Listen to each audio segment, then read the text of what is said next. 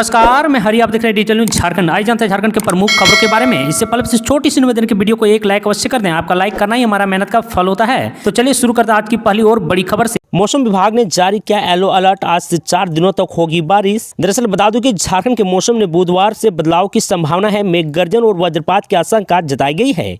मौसम विज्ञान केंद्र रांची ने राज्य में येलो अलर्ट जारी किया है। वहीं मौसम वैज्ञानिक ने बताया कि 15 मार्च यानी आज से राजधानी सहित राज्य के 14 जिले हैं जहां मौसम में बदलाव होगा। बता दूं कि इन जिलों में वज्रपात के साथ साथ मेघ गर्जन हो सकता है। वहीं येलो अलर्ट का असर 15 मार्च यानी आज से राज्य के पूर्वी भाग देवघर, धनबाद, दुमका, गिरिडीह, गोड्डा, जामताड़ा, पाकुड़, साहिबगंज सहित निकटवर्ती मध्य भाग रांची, बोकारो, गुमला, हजारीबाग, खूंटी और रामगढ़ जिले के कई इलाकों में वज्रपात के साथ साथ मेघ गर्जन भी होगा।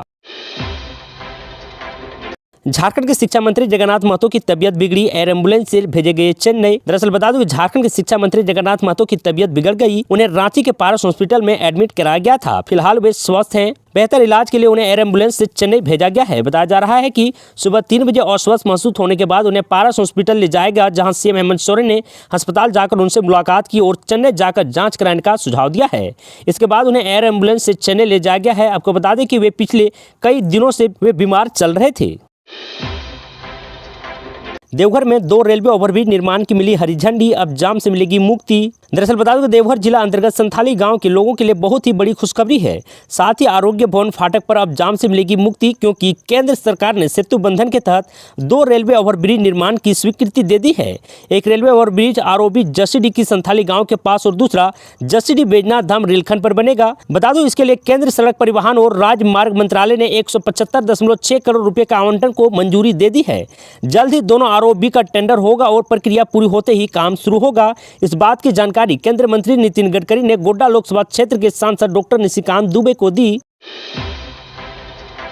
सरना धर्म कोड को लेकर मुखर हो रहे हैं आदिवासी संगठन, एकजुटता के साथ बड़े आंदोलन की बना रहे हैं रणनीति। आपको बता दूं कि जनजातीय समुदाय के लिए जनगणना में अलग सरना धर्म कोड को लेकर राज्य में राजनीति तेज हो रही है। इसका अंदाजा इस बात से लगाया जा सकता है कि कुछ दिनों के अंतराल पर राजधानी में 3 बड़ी रैलियां विभिन्न आदिवासी संगठनों के बैनर तले हुई। बता दूं कि 16 फरवरी को विष्णुपुर से झारखंड मुक्ति मोर्चा के विधायक चमरा लिंडा के नेतृत्व में आदिवासी अधिकार महारैली, 5 मार्च को झारखंड बचाओ महारैली और 12 मार्च को सरना धर्म कोड महारैली हुई। इन तीनों रैलियों में भारी मात्रा में भीड़ जुटी। इसका नेतृत्व भले ही अलग अलग हाथों में हो, लेकिन मुद्दों को लेकर एकजुटता है। तो वह उल्लेखनीय है कि झारखंड विधानसभा ने सर्वसम्मानित से जनगणना के सरना धर्म कोड को शामिल करने का प्रस्ताव केंद्र सरकार को भेज रखा है। इसे लेकर अभी तक कोई फैसला नहीं हुआ है। यही वजह है कि आदिवासी संगठन इसे लेकर लगातार दबाव बना रहे हैं। इन रैलियों की सफलता ने आयोजनों को ऊर्जा प्रदान किया है। यही वजह है कि अब इनके बीच एकजुटता की भी मांग उठ रही है। सरना धर्म कोड की मांग के अलावा ये संगठन कुर्मियों आदिवासियों बनाने की मांग का जमकर विरोध कर रहे हैं।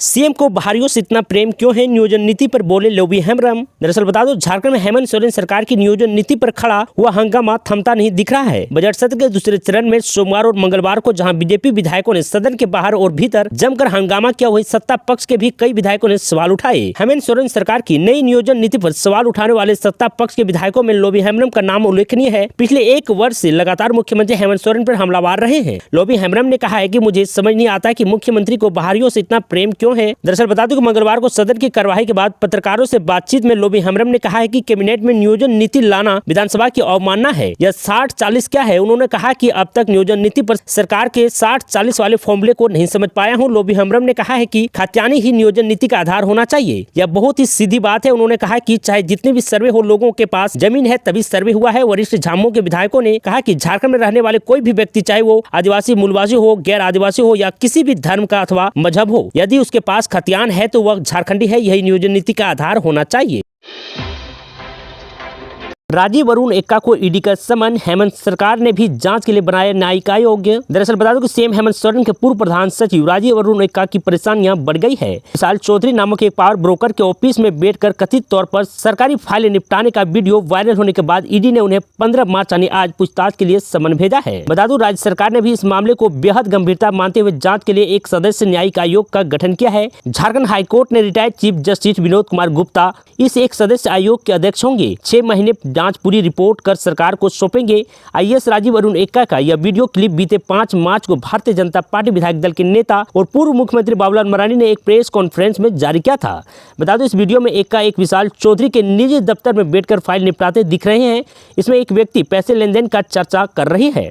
बता दें कि वीडियो में आईएएस राजीव अरुण एक्का के बगल में एक महिला खड़ी होकर फाइल पलट रही है। यह महिला विशाल चौधरी की स्टाफ है। वीडियो जारी होने के बाद जब सियासी हंगामा मचा तो सरकार ने उन्हें मुख्यमंत्री के प्रधान सचिव के पद से हटा दिया गया। उनके पास गृह विभाग और सूचना एवं जनसंपर्क विभाग प्रधान सचिव का पद था, उन्हें उन पद से भी हटा दिया गया है।